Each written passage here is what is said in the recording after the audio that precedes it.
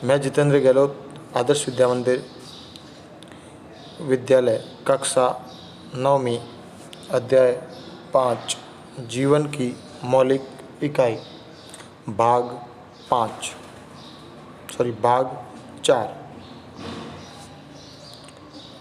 सामान्यतः आप एक कांच की स्लाइड लेकर उस पर एक पानी की बूंद रखेंगे तो आप तथा आइसक्रीम खाने वाला जो चम्मच होता है उस चम्मच की सहायता से आप अपने गाल के अंदर की खाल को थोड़ा सा खुरसें और खुरस कर उस चम्मच की सहायता से कोई वस्तु जब चिपक जाएगी उसके, तो उसे सुई की सहायता से एक कांच की स्लाइड पर समान रूप से फैला दीजिए। फैलाकर आप देखते हैं तो आप उसके ऊपर एक बूंद मैथिलीन की डालें।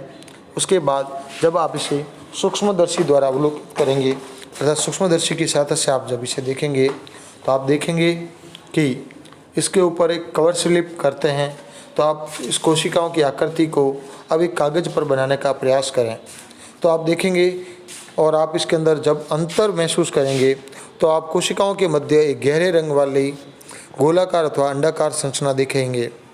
अर्थात यही गोलाकार या अंडाकार आकृति जो आप देख रहे हैं इसी संरचना का केंद्रक होता है, जिसे आपने प्याज की झिल्ली में भी देखा था। जब प्याज की संरचना की झिल्ली का आपने अवलोकन किया उसके अंतर्गत भी आपने उसे देखा था। उसके नामांकित चित्र में बीच में एक पेस्ट के रूप में अर्थात एक अंडाकार आकृति के रूप में केंद्रक उपस्थित होता है।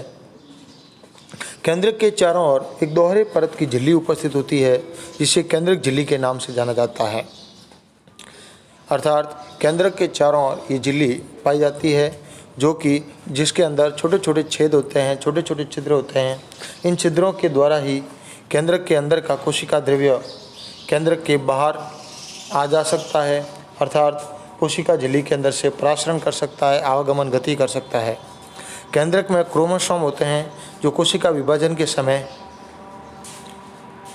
सड़ाकर दिखाई पड़ते हैं, अर्थात क्रोमोसोम में आनुवांशिक गुण पदार्थ पाए जाते हैं। क्रोमोसोम के कारण ही मनुष्य का आनुवांशिक गुण निर्धारित होता है। जो माता पिता से डीएनए अर्थात डीऑक्सीराइबोज न्यूक्लिक अम्ल प्राप्त होता है वही हमेशा सदैव अगली संतति में चले जाते हैं और अगली संतति के गुणसूत्रों का निर्धारण इसी डीएनए के आधार पर होता है और इसी डीएनए के कारण वे अपने माता पिता के गुणों से उनके स्वभाव से समानता प्रदर्शित करते हैं। क्रोमोसोम डीएनए तथा प्रोटीन के बने होते हैं और वहीं डीएनए अणु में कोशिका के निर्माण व संगठन की सभी आवश्यक सूचनाएं भी उपस्थित होती है। डीएनए के इस क्रियात्मक खंड को ही जीन कहा जाता है जो कोशिका विभाजन के समय उपस्थित होता है।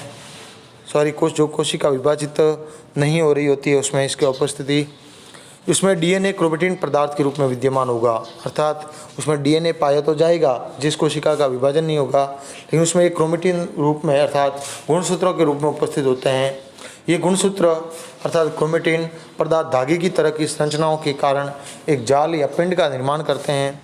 जब कभी भी कोशिका विभाजित होने वाली होती है तब ये क्रोमोसोम में संगठित हो जाते हैं और इनके संगठित होने के कारण अर्थात एकत्रित होने के कारण कुछ जीवों में कोशिका जनन में केंद्रक महत्वपूर्ण भूमिकाओं का कार्य करते हैं या अर्थात महत्वपूर्ण भूमिकाएं निभाते हैं, जिनमें एक अकेली कोशिका विभाजित होकर 2 कोशिकाओं का निर्माण करती है और इसी प्रकार ये 2 कोशिकाएं आगे 4 कोशिकाओं का विभाजन करेगी और इस प्रकार कोशिकाओं का विभाजन बढ़ता है और कोशिकाओं की संख्या का निर्माण बढ़ता है।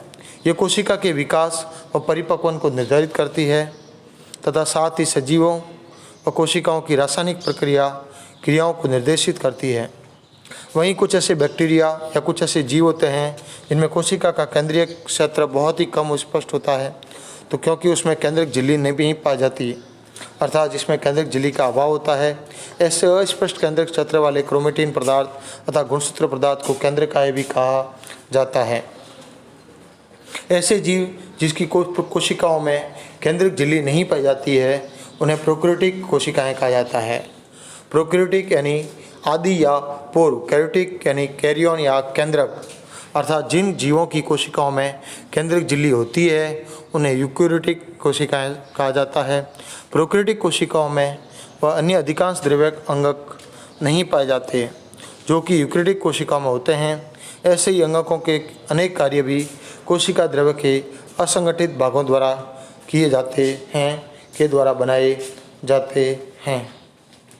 वहीं प्रकाश संश्लेषी बैक्टीरिया अर्थात क्लोरोफिल, जिसे हरित लवक भी कहते हैं, कि झिल्लीदार एक पुटिका जो एक थैले की समान संरचना के रूप में उपस्थित होती है, जबकि यूकेरियोटिक कोशिकाओं में क्लोरोफिल, प्लेस्टिड आदि उपस्थित होते हैं। जो कोशिका द्रव्य जब हमने प्याज की झिल्ली या मनुष्य की गाल की स्लाइड से जो हमने प्राप्त की, उसको जब हमने देखा तो अब हमें प्रत्येक कोशिका में एक बड़ा क्षेत्र दिखाई दिया जो कोशिका झिल्ली से घिरा होता है।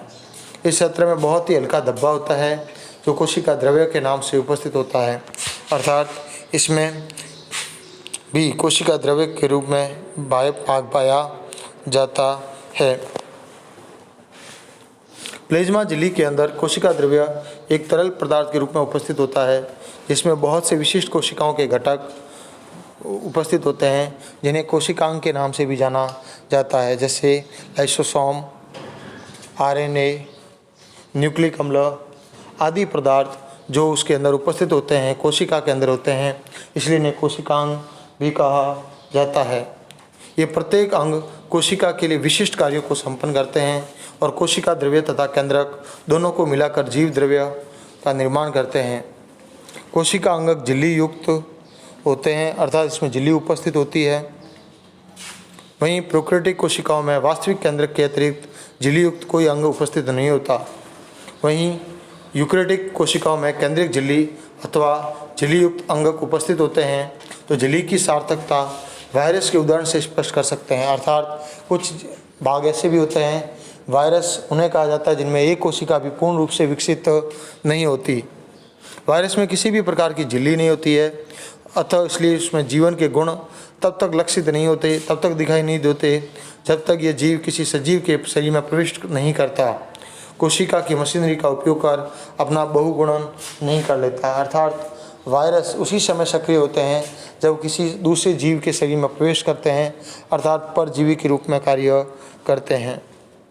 अर्थात वे जीव, जैसे अपन पढ़ते हैं कि मादा एनाफिलीज मच्छर एक विषाणु को हमारे शरीर में छोड़ती है जिससे हम बीमार होते हैं, तो विषाणु हमारे शरीर में आकर सक्रिय होता है। उसी प्रकार नारू रोग का जो कृमि होता है, अर्थात वे कीड़े जो मानव शरीर में उपस्थित होकर परजीवी के रूप में रहते हैं, परजीवी यानी किसी दूसरे जीव के शरीर के अंदर रहते हैं उनमें, तो जब तक उनके शरीर में प्रवेश नहीं करेंगे तब तक उनकी शारीरिक प्रक्रिया की बढ़ोतरी नहीं होगी, उनके शरीर का आकार में वृद्धि नहीं हो सकती।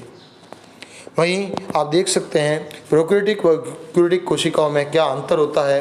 तो सबसे पहला कोशिका भित्ति प्रोटीन तथा कार्बोहाइड्रेट की बनी होती है।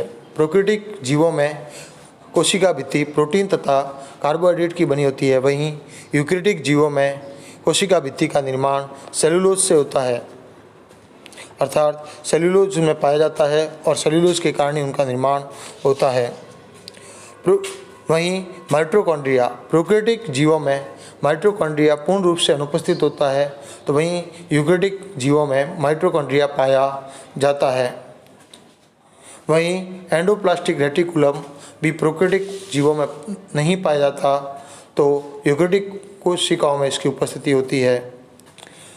एक प्रोकैरियोटिक जीव में 705 प्रकार के राइबोसोम उपस्थित होते हैं, तो वहीं यूकेरियोटिक जीवों में 805 प्रकार के राइबोसोम उपस्थित होते हैं। प्रोकैरियोटिक जीवों में गोल्जीकाय अनुपस्थित होते हैं, तो वहीं यूकेरियोटिक जीवों में गोल्जीकाय पाया जाता है। वहीं केंद्रक झिल्ली अनुपस्थित होती है प्रोकैरियोटिक जीवों में, तो वहीं यूकेरियोटिक जीवों में केंद्रक झिल्ली पाई जाती है। लाइसोसोम प्रोकैरियोटिक जीवों में अनुपस्थित होते हैं, तो यूकेरियोटिक जीवों में ये पाए जाते हैं। डीएनए के रूप में एकल सूत्र के रूप में प्रोकैरियोटिक जीवों में उपस्थित होता है, वहीं यूकेरियोटिक जीवों में ये पूर्ण विकसित और दोहरे सूत्र के रूप में उपस्थित होते हैं। कशाभिकाएँ केवल एक तंतु से निर्मित होती है प्रोकैरियोटिक जीवों में, वहीं यूकेरियोटिक में ऐसी कुल 11 तंतु उपस्थित होते हैं। प्रोकैरियोटिक जीवों में केंद्रिका अनुपस्थित होती है, वहीं यूकेरियोटिक जीवों में ये पाई जाती है।